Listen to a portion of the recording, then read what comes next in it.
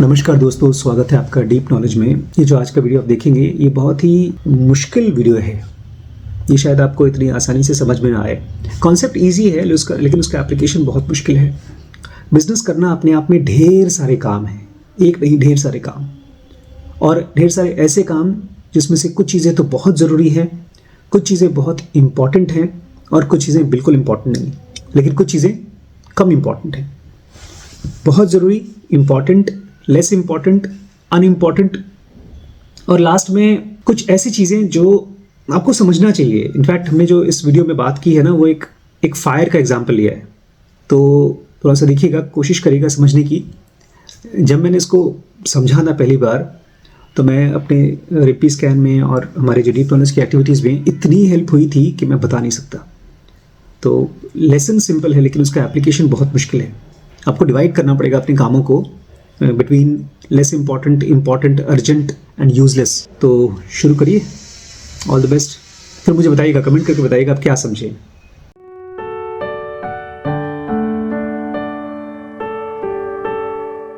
नमस्कार दोस्तों, स्वागत है आपका स्केल अप 2 में। हम लोग पढ़ रहे हैं चैप्टर का नाम ग्रोइंग फास्ट, ग्रोइंग स्लो। लेकिन मुझे पता नहीं है कि कितने लोग बिजनेस को ग्रो करने के बारे में सोचते हैं। एक किसान सोचता है अपनी फसल को ग्रो करने के बारे में, एक माँ सोचती है अपने बच्चे को ग्रो करने के बारे में, लेकिन एक बिजनेसमैन अपने बिजनेस को ग्रो करने की कोशिश नहीं करता। वो खाली सरवाइव करने की कोशिश करता है। और इसीलिए ये प्रॉब्लम आपको नहीं आएगी। कौन सी problem? Let the fires burn. अभी फ़िलहाल हम लोग एक बिज़नेस में हैं ऑलरेडी, इसलिए ढेर सारे फायर्स होते हैं जिसको हम छोड़ देते हैं बर्न करने के लिए। ज़्यादातर लोग BDM के सिस्टम 1 से सोचते हैं। सिस्टम मतलब ऑटोमेटिक माइंड। और इस चीज़ के बारे में किसी को नहीं पता कि ढेर सारे फायर्स होते हैं और उनको बर्न करने देना होता है, और कुछ फायर्स ऐसे होते हैं जिनको तुरंत बुझाना होता है। यही हमारे आज के चैप्टर का टॉपिक है, how to know which fires to let burn. कैसे पता चलेगा कि कौन से फायर्स को अभी जलने दो। बहुत अच्छी एक केस स्टडी है, उससे हम लोग सीखेंगे। बहुत बड़ी कंपनी का एक केस स्टडी है। रीड कह रहे हैं कि पूरी ज़िंदगी हम लोग को सिखाया गया है कि जब कहीं भी आग दिखाई दे उसको तुरंत दबाओ और रोको। लेकिन अगर आप एंटरप्रेन्योर बनना चाहते हैं तो आपको ये सीखना होगा कि कैसे कुछ फायर्स को जलने दें आप। और कभी कभी तो बहुत बड़े बड़े फायर्स होते हैं, वो आपको जलने देना पड़ेगा। जब आप बिज़नेस करेंगे तो ऐसा होता है जैसे कि एक आदमी जिसके घर में शादी हो रही है, लड़की की शादी, लड़के की नहीं, कोई फंक्शन जिसमें आपको सारा काम करना पड़ रहा है। You have more to do list than you can accomplish. आपकी लिस्ट में हमेशा जितना आप कर सकते हैं उससे ज़्यादा टू डू लिस्ट होता है। अभी कहाँ, अभी तो कुछ है ही नहीं। हम लोग चूज़ करते हैं वाला काम करेंगे नहीं करेंगे, आराम करेंगे। लेकिन जब आप बिज़नेस करते हैं तो आपके पास हमेशा ज़्यादा टू डू लिस्ट होता है। जितना आप कर सकते हैं उससे आपके पार्टनर्स ज़्यादा डिमांड करते हैं, आपके कस्टमर्स ज़्यादा डिमांड करते हैं, और आप उनको उतना दे नहीं पाते हैं। और उसी में से बहुत सी ऐसी चीज़ें होती हैं जो आपकी कंपनी को तुरंत ख़त्म कर सकती हैं। जो बहुत तेज़ी से ग्रो होने वाली कंपनी है उनके लिए एक बहुत शोर मचाने वाला चीज़ है कस्टमर सर्विस। जब कस्टमर्स आपके पास आता है और कंप्लेन करता है। डॉक्टर्स भी ऐसे काम करते हैं, हम लोग ICU में काम करते हैं, ट्रोमा सेंटर में काम करते हैं। मरीज़ चिल्लाता रहता है, चीखता रहता है, लेकिन हम किसको इलाज करते हैं? जिसकी जान तुरंत जाने वाली है। रूल ये है, provide what ever service you can. जो भी सर्विस आप प्रोवाइड कर सकते हैं करो, बशर्ते आपका काम स्लो डाउन नहीं होना चाहिए। आपकी गाड़ी चलती रहनी चाहिए उसी स्पीड से। इसीलिए बहुत बार ऐसा होता है कि आप अपना प्रोडक्ट तो बेचोगे लेकिन कस्टमर सर्विस नहीं दोगे। कस्टमर सर्विस मतलब जब कस्टमर आता है और कंप्लेन करता है, अरे हमारा ये ठीक नहीं किया आपने, हमने खरीदा था ख़राब निकला, तो शुरू में हो सकता है आप कोई कस्टमर सर्विस दो ही ना। अभी हमने एक वो लिया है AC, नया लिया है। उसको ख़रीदने के बाद मैंने उसका रिव्यू पढ़ा तो उसके लोगों ने लिखा है कि कभी कस्टमर सर्विस आता ही नहीं ठीक करने के लिए। वो AC मैंने लिया है, कोई ठीक करने नहीं आएगा। मैंने क्यों लिया? सस्ता तो था ही। दुकानदार ने कहा कि हम आपको बिल देंगे 6 महीने बाद का, 6 महीने तक यूज़ करिए, ख़राब हो गए तो वापस कर दीजिएगा। वो नई कंपनी होगी, स्टार्टअप होगी, उसने कहा होगा बेचो, और इनके ऊपर प्रेशर नहीं डाल रही होगी। तो एक तरह से वो भी, जो दुकानदार है वो भी अपना लेट द फायर बर्न्स कर रहा है। पेपैल की शुरुआती दिन बोल रहे हैं कि हमारे जो यूजर्स थे, कस्टमर्स, बहुत तेजी से ग्रो होने लगे। 2 से 4, 4 से 8, 8 से 16, ऐसे करते करते बहुत ज़्यादा बढ़ने लगे। और जितने ज़्यादा यूज़र्स उतने ही ज़्यादा कंप्लेंट्स, क्योंकि नई कंपनी है भाई, प्रोडक्ट नया है इनका। और हमारे पास टोटल कस्टमर सर्विस डिपार्टमेंट 3 लोगों का था, इसलिए ढेर सारे कस्टमर्स आते थे और हम उनको रिस्पॉन्ड नहीं कर पाते थे। हमारी हालत वैसी हो जाती थी जैसी चिट्ठी आती थी हैरी पॉटर के घर पे। देखा है हैरी पॉटर, देखी पिक्चर? उसमें चिट्ठी आती थी, इतनी ज़ोर से आती थी पूरा घर भर गया, पूरा का पूरा घर ही भर गया, तो चिट्ठियाँ खोल के पढ़ भी नहीं सकते आप। इतना बुरा हालत हो गया कि हमारे पास 10,000 नए ईमेल्स होते थे हर हफ्ते और हम उसको रिस्पॉन्ड नहीं कर पाते थे, टाइम ही नहीं था हमारे पास। तो ऑब्वियसली कस्टमर्स हमसे परेशान हो गए और बहुत जल्दी हमारे पास जो फ़ोन थे वो 24 घंटे चलते थे, ट्रिंग ट्रिंग ट्रिंग ट्रिंग बजी रहा है। बोलते हमने उसका जो फ़ोन था उसका रिंगर ही निकाल दिया, बजने दो। और अपने काम के लिए हम लोग सेलफोन यूज़ करते थे, लैंडलाइन यूज़ ही नहीं करते। रीड कहते हैं ये बुरी चीज़ है भाई, कस्टमर का कंप्लेन आ रहा है आप सुन नहीं रहे हो।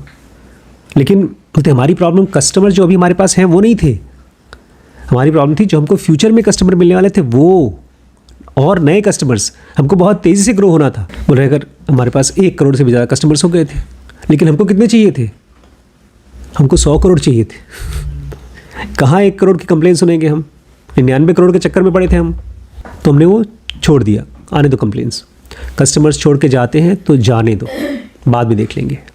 बोलते जहाँ पर हमारा हेड ऑफिस था वहाँ से दूर वहाँ एक जगह गए हम लोग, और वहाँ पर एक कस्टमर सर्विस डिपार्टमेंट डाला, और वहाँ पर 2 महीने के अंदर अंदर कितने एम्प्लॉय सेटअप किए होंगे, गेस करिए। 2 महीने में आप कितने एम्प्लॉयज़ का इंटरव्यू लेकर के उनको रख लेंगी? 2 महीने में 200 लोगों को अपॉइंट किया, इसका मतलब कम से कम 2000 लोगों का इंटरव्यू किया होगा, रख लिया 2 महीने के अंदर। हमारा कस्टमर सर्विस डिपार्टमेंट चालू हो गया और चलने लगा, प्रॉब्लम सॉल्व हो गई। और मैं उस प्रॉब्लम को 1 सेकंड पहले भी सॉल्व नहीं करना चाहता, उसको तभी सॉल्व करना चाहिए था। I wouldn't have solved it a moment earlier. मैंने इस प्रॉब्लम को 1 मोमेंट पहले, 1 सेकंड पहले भी सॉल्व नहीं किया होता। बहुत बार हम लोगों को लगेगा कि यार इतनी बड़ी प्रॉब्लम है, सर इसको सॉल्व क्यों नहीं कर रहे हैं? वो जब उसका टाइम आएगा तभी करेंगे, क्योंकि लेसन क्या है, how do you know which fires to let burn. कुछ आग ऐसे हैं जो आपको जलने देना होगा। एक आदमी जो सिस्टम 1 सोचेगा वो सोचेगा कि चलो पहले कस्टमर सर्विस ठीक कर देते हैं, और तब तक आपका कंपटीशन आपसे 100 गुना आगे पहुंच गया। रीड कहते हैं जब भी मुझे इस तरह की कन्फ्यूजन होती है, चॉइस आते हैं, तो मैं प्रोबेबिलिटीज़ चेक करना शुरू कर देता हूँ। क्या कर देता हूँ? प्रोबेबिलिटीज़ चेक करता हूँ। अगर इस चीज़ को छोड़ दिया तो जो डिज़ास्टर होगा वो और बढ़ेगा या कम होगा। और मान लीजिए ये चीज़ जो प्रॉब्लम मैं छोड़ रहा हूँ, तो इसकी वजह से कौन सा एक्चुअल डैमेज होगा। अब इनकी कंडीशन में कस्टमर सर्विस डिपार्टमेंट नहीं था, 1 करोड़ इनके पास कस्टमर हैं, और रोज़ कॉल कितनी आ रही है? 10,000। एक हफ्ते में 10,000 कॉल आ रही है, और साल में 52 हफ्ते होते हैं, तो 10,000 इंटू 52 कितने हो गए? करीब 5.5 लाख।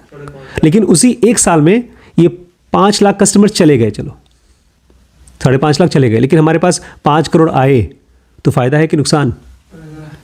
और उस टाइम पर अगर आप कस्टमर सर्विस डिपार्टमेंट में फंस गए और 5 लाख ठीक कर रहे हैं, तो आपके वो 5 करोड़ चले गए। और उसी में कोई अचानक से ऐसा प्रॉब्लम आ गई जो ठीक नहीं किया, तो हमारा पूरा का पूरा सिस्टम डाउन हो जाएगा।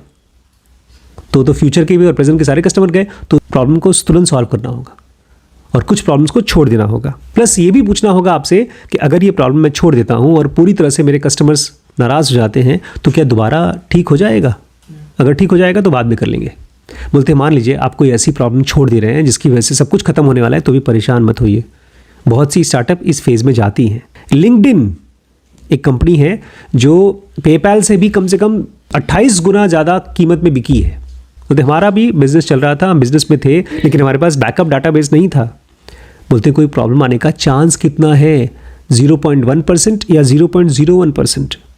अगर किसी चीज़ के होने के चांसेस कम हैं, तो उस प्रॉब्लम को आप 3 महीने बाद या 6 महीने बाद सॉल्व कर लीजिएगा। अगर कोई ऐसी प्रॉब्लम है जो 1% चांस है नुकसान का रोज़, तो 15 दिन में 15%, इसका मतलब 3 महीने के अंदर कंपनी ख़त्म। इसका मतलब यह है कि 30 दिन के अंदर क्या पता आपकी कंपनी ख़त्म हो सकती है। इसलिए जब भी मुझे दिखाई देता है कि एक डिज़ास्टर इतनी तेज़ी से बढ़ रहा है, तो मेरा रिएक्शन होता है चलो पहले इसको सॉल्व कर लेते हैं। तो वो एक ऐसा फायर है जो आपको इग्नोर नहीं करना चाहिए। अब ये चीज़ हमारे सिस्टम 1 को समझ में नहीं आती। हमारा सिस्टम 1 प्रॉबिलिटीज़ में नहीं सोचता है। पता है कैसे सोचता है? हमारी आँख के सामने क्या है, जो है वो कर लो। इसलिए हम लोग पढ़ रहे थे how the big projects fail.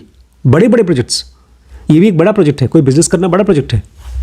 $33 billion का प्रोजेक्ट था बुलेट ट्रेन अमेरिका में, और वो ख़त्म ही नहीं हो पाया, पैसा बर्बाद हो गया उसके बाद भी, क्योंकि वो ज़्यादातर लोग सिस्टम 1 से सोचते हैं। जब आप प्लानिंग करते हैं तो सिस्टम 2 से सोचते हैं। इसने किया ना कि प्रॉबिलिटी क्या है कोई नुकसान होने का। और बहुत से लोग हैं जो वर्कर लेवल पे हैं, और जब वो ऑफिसर लेवल पे पहुंचेंगे नहीं पहुंच पाएंगे वो, क्योंकि वर्कर लेवल पे कहेगा सर ये प्रॉब्लम है, आप सॉल्व क्यों नहीं कर रहे हैं। लेकिन एक ऑफिसर लेवल का आदमी सोचता है अभी ये तुरंत वाली प्रॉब्लम नहीं है, अभी इस पैसे को हम यहाँ खर्च कर देते हैं। ये डिसीजन सिस्टम 2 का है, रिसर्च का है। अभी हमारे बहुत से सप्लायर्स हैं जो सामान भेजते हैं, उनको हमको बिल पे करना होता है, तो तुरंत आज का आज पे कर दूं, ये महीने भर बाद पे कर सकता हूं। हमारा सिस्टम 1 बोलेगा तुरंत पे करो, खत्म करो, झंझट खत्म करो। लेकिन सिस्टम 2 बोलेगा रुको, अभी इस पैसे की और कहाँ ज़्यादा ज़रूरत है। ऐसे ही होते हैं बैंक्स के लोन्स। रिलायंस कंपनी है, विप्रो है, ये बड़ी बड़ी कंपनीज होती हैं, लोन लेती है। पता है कितना लोन लेती हैं? $1 बिलियन। हाँ, हज़ारों करोड़। और उसको भरना होता है कितने टाइम में? 20 साल में, 30 साल में, 50 साल में। तब तक अपना कमा लेंगे। सिस्टम 1 बोलेगा अरे बाप रे बाप, लोन है तो जल्दी खाली करो और ख़त्म करो। बट ये लोग काम करती हैं प्रोबेबिलिटीज़ से, मैथमेटिक्स से। खतरनाक भी है अगर आप नहीं जानते तो, बट अगर आप जानते हैं तो आप बहुत जल्दी ग्रो कर सकते हैं। तो अगर आपको वर्कर से ऑफिसर लेवल पे पहुंचना है तो आपके सामने जब कोई प्रॉब्लम आए तो पहले सोचिए कि इसको तुरंत सॉल्व करना है कि इसको टाला जा सकता है। क्योंकि आपके पास लिमिटेड टाइम है, लिमिटेड माइंड है, लिमिटेड मनी है, लिमिटेड पीपल है, लोग भी लिमिटेड है। आपको खुद भी रिलैक्स्ड होना है, हर चीज़ के लिए आपको लिमिटेशन है। तो जो सबसे इम्पॉर्टेंट जगह है आप उस पर फोकस करिए, और ये अपने आप नहीं आता। इसको सिस्टम 2 से और अपनी नोटबुक से, अपने नोट्स से प्लान करना होगा। ये जो मैं रजिस्टर बनवा रहा हूँ ना, these are ways to plan out our courses now. Last में एक पॉइंट मैं बोलना चाहता हूँ, start using your mind as entrepreneur. अपने टाइम का और अपने पैसे का उस जगह यूज़ करिए जहाँ सबसे इंपॉर्टेंट है। Start thinking about it. Planning पे बहुत टाइम खर्च करिए। जितना ज़्यादा टाइम प्लानिंग पे खर्च करेंगे उतना कम आपको एग्जीक्यूशन पे परेशानी होगी। इसके ऊपर मैं बात करूँगा कैसे प्लानिंग किया जाता है, उसकी डेडिकेटेड वीडियो बनाऊंगा। बट एटलीस्ट अभी फ़िलहाल के लिए समझ लीजिए, प्लानिंग मतलब काम लिखना, उसके बाद देखना कौन कौन से काम करने हैं, ये ज़रूरी है, ये बात का है। बट काम लिखना, बिकॉज अगर नहीं लिखेंगे तो भूल जाएगा काम। मैं पुणे में था तो एक बिल्डर के साथ रुका था एक दिन, इसी बार जब मैं गया था, तो वो आदमी हर रोज़ रात को काम लिखता है अगले सुबह के लिए, और जो काम हो जाता है उसको टिक कर लेता है। उसको देखना भी होता है कि कौन से काम इंपॉर्टेंट हैं, कौन से काम बाद में पोस्टपोन करने हैं, कौन से काम दूसरों से कराने हैं। मैं बीमार था उसमें, मुझे लेकर गया गाड़ी में, उसने 5-6 काम तो गाड़ी में से करवा लिए, फ़ोन कर करके अपने लोगों से करवा दिया। तो यू हैव टू लर्न कौन कौन से फायर्स को लेट बर्न करना है। कल हम लोग पढ़ेंगे growing fast means burning cash, plan for it. अगर आपको बहुत तेज़ी से ग्रो करना है, इसका मतलब अपने पैसे को आग लगाना। इसलिए उसके लिए प्लान कर लीजिए कि पैसे को आग लगाने के लिए तैयार हो जाइए। बहुत ही कमाल की स्टोरी है मरियम नेफिसी की, जिसने ढेर सारा पैसे को आग लगाया था और बहुत बड़ी कंपनी बनाई।